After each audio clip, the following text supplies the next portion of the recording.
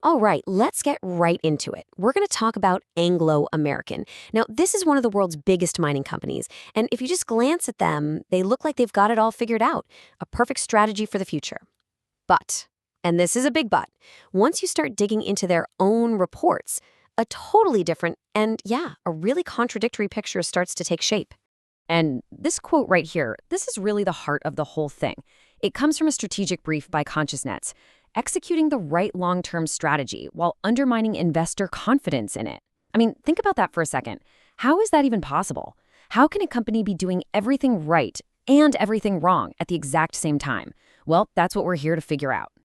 Okay, so first things first, let's look at the story they want you to see, the official corporate picture. Anglo American has made this huge pivot, right? They're all in on what they call future-facing commodities, and copper is the big one. And honestly, from the outside, it looks like a home run. And the numbers seem to back that up, big time. We're talking 6.4 times billion dollars. That's their underlying EBITDA for fiscal year 2025 on their continuing operations. Now, that's basically a key measure of how profitable a company really is. And, well, that number, it screams financial health. And you know, it's not just the executives patting themselves on the back. Get this. Their big strategic merger with Tech Resources, it got 99.2% shareholder approval. I mean, that's practically unheard of. It looks like total, complete alignment. Everyone's on board with where the company is headed. And if that wasn't enough, they also managed to slash their net debt by $2 billion in just 1 year. So let's recap. A better portfolio, super happy shareholders, a much stronger balance sheet. Seriously, what could possibly be wrong here? Well, this is where our story takes a turn. Because if you stop looking at just one report at a time and you start piecing them all together, those cracks start to appear. And that perfect picture, it begins to shatter. And that's the key thing to understand. You won't find a smoking gun in any single document. It's only when you analyze everything, the whole suite of reports together, that these massive internal contradictions, 10 of them in fact, suddenly jump out at you. So let's look at the first one. It's a doozy. In their big annual report, Anglo says they have a 30% emissions reduction target. Great. But in that same document, they use two different starting points, two different baseline years for that target. On one page, it's 2020. On another, it's 2016. You might think, okay, just a typo. But it's not quite that simple. Because here's the kicker. If you use that 2016 baseline, their 2030 climate goal is already achieved. They don't have to do anything else. So this isn't some tiny mistake. It completely changes the game.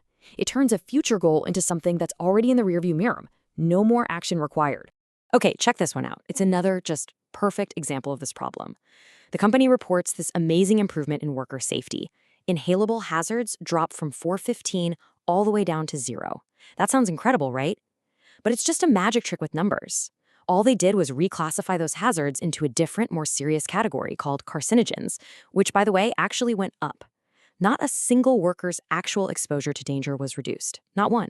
And then there's the Quellaveco mine down in Peru. Okay, so follow this timeline. Back in 2012, to get the local community on board, Anglo promised to build a dam for them. A key promise. Now fast forward to 2026. The mine is right on the verge of being profitable, about to pay back all its initial costs. And guess what happens? Anglo suddenly announces that 14-year-old promise to build a dam is now inviable. The timing? Well, it's pretty revealing, isn't it?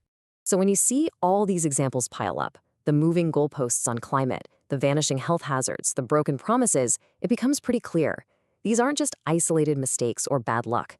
They're symptoms of a much deeper, more fundamental problem right at the heart of their entire strategy. And that core problem is what the brief calls a strategic sequencing error.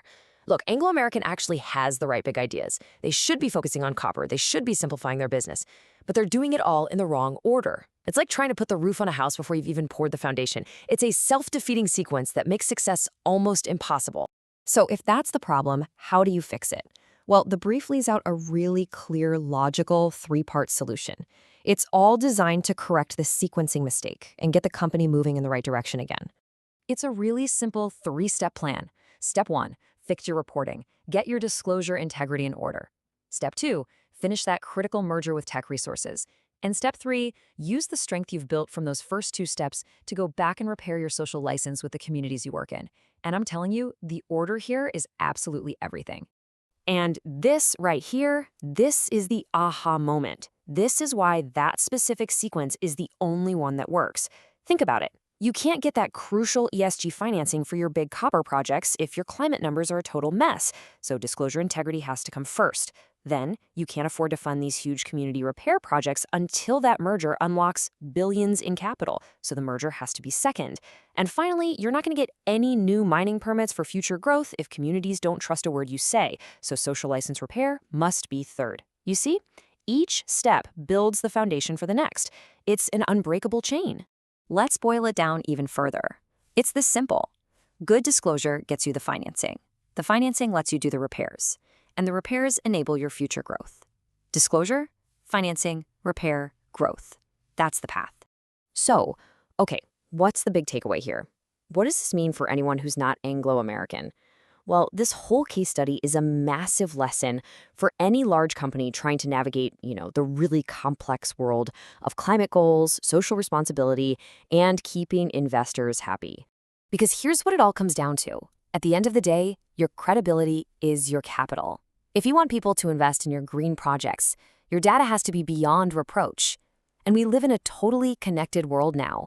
A broken promise in Peru can absolutely sink your chances of getting a permit in Chile. The problems travel. A company's numbers can't just tell a good story anymore. They have to tell the whole story. And that really leaves us with this final big question. When there's a gap between the perfect story a company tells and the messy reality hidden in its own data, it's not just about PR or reputation. It's about real, tangible value being destroyed. The only question is just how much.